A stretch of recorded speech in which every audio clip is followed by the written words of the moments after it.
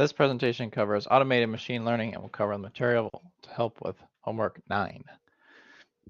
So this week we'll talk about automated machine learning. I guess I can go to the next slide and help. As you may remember from an earlier presentation, there are two main types of machine learning methods, supervised and unsupervised. So a supervised model is one with a defined target variable, and an unsupervised model has no target variable. So to run each supervised model individually and comparing the results would take a lot of time, but fortunately there is an efficient alternative, and that is called automated machine learning. So automated machine learning is a supervised approach that explores and selects models using different algorithms and compares their predictive performance. It does not require extensive coding and model experience, but it does require an understanding of the underlying elements involved.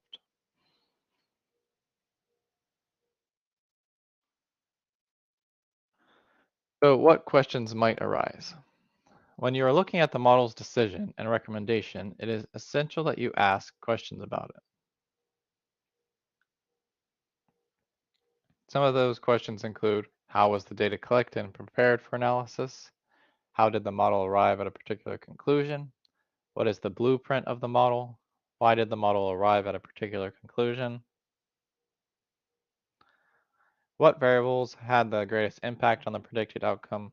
That's kind of a question you have to ask regardless if a machine ran it or not. What patterns exist in the data?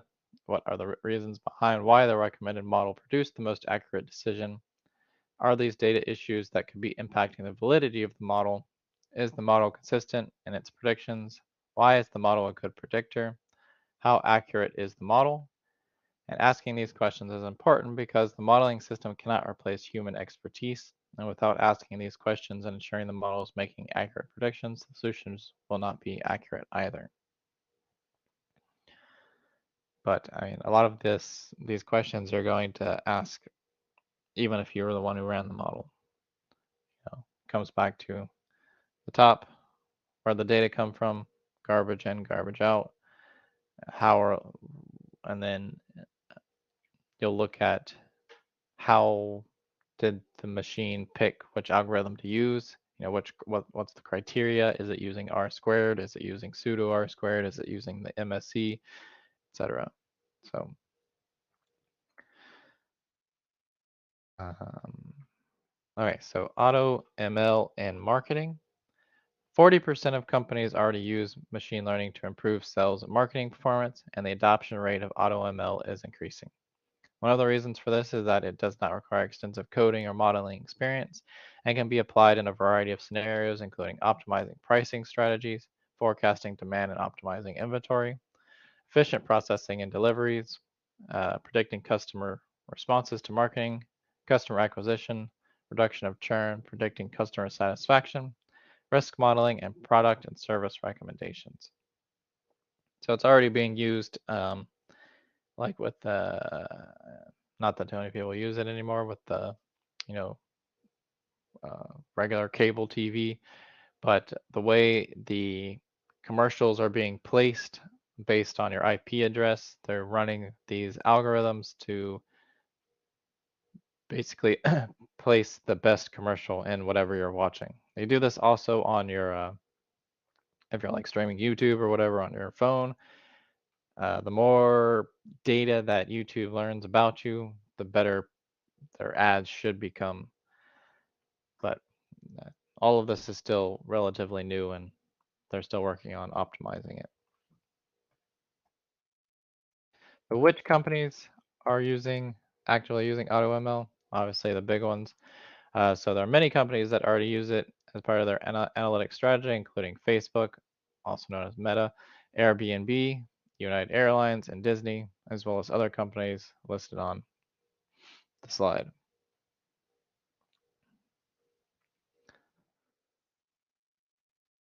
So there are 4 key steps in the automated machine learning process. We always start with preparing the data, then it builds the model, creates ensemble models, and then it recommends models.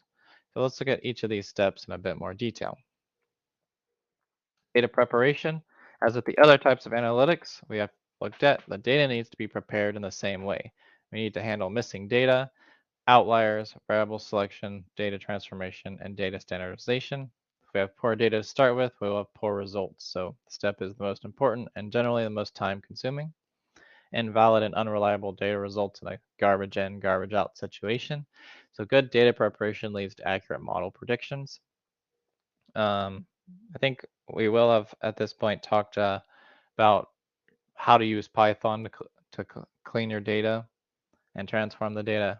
So there's a lot of ways we can streamline this process so it's not quite as manual. If you're doing it in Excel, then cleaning data is very manual.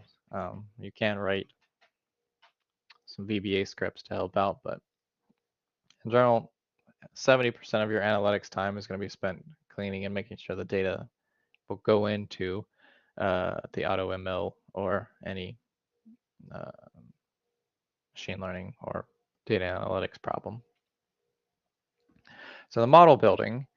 In automated machine learning, many models are built automatically after the analyst has specified the dependent variable. So the primary purpose of a model is to extract insight from data and use AutoML pre-established modeling techniques to allow everyone to analyze data using machine learning, even if they have limited knowledge or experience. So that can become dangerous, right? So teach you how to run the software that'll spit out some results, but the real knowledge is going to come in. Can you verify that what the machine did is good and accurate? And then how can you actually utilize those results? So creating ensemble methods. Sometimes the best approach is to combine different algorithms, blend information from multiple models, and create a single model. This is called an ensemble model. The process of creating an ensemble model reduces noise, bias, and inconsistency or skewness that may cause prediction problems. An ensemble model usually generates the best overall predictive performance.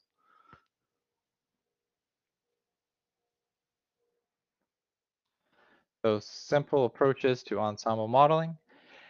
Creating an ensemble model can be complicated, but there are several simple approaches. For continuous target variables, you can take the average of predictions of multiple models. A more advanced technique is to use a weighted average, where higher quality data is assigned greater importance and weighted higher.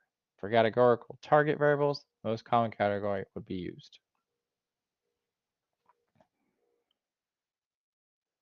Advanced ensemble methods, bagging, that's something we'll definitely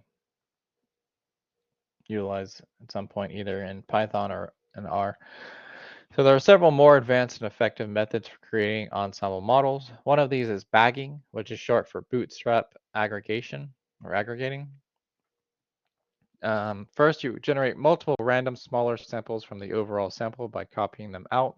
This is important as it is not the same process as training and testing data, and the observation can be used again in other samples. Next, you implement a model on each sample and combine the results. The combined results are based on the average of all samples for continuous outcomes, or the majority with categorical variables.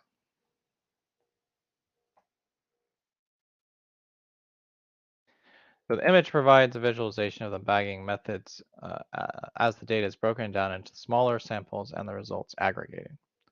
So at the top, you have your full data set. Then we're going to kind of subsample the data, run classifier 1, classifier 2, classifier 3. Then we're going to take the results of that and aggregate it into one kind of result set and output it.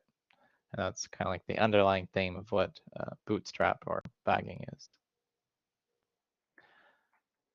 Another advanced ensemble technique is boosting, which is aimed at reducing error in the model by observing error records in the model and oversampling misclassified records in the next model. So this process is repeated multiple times by fitting the model over and over. The goal of boosting is to improve performance and reduce misclassification. Final model will then have better prediction performance than the other models. So it's called ADA boosting is another technique we'll talk about either in Python and R over the course of the next several courses.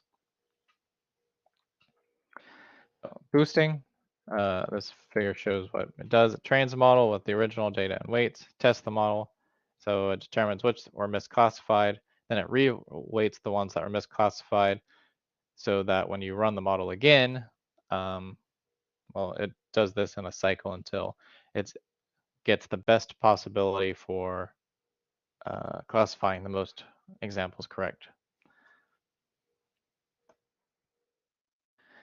In the model recommendation step, multiple predictive models are examined, and the model with the most accurate predictions is recommended. So the accuracy of the predictions is determined by how well the model identifies the relationships and patterns to predict outcomes. Higher levels of accuracy are measured based on better predictions of observations not found in the original dataset. The most accurate model is then used to make decisions. Okay, so this kind of gives a brief overview of automated machine learning. This presentation should help you with to complete homework 9.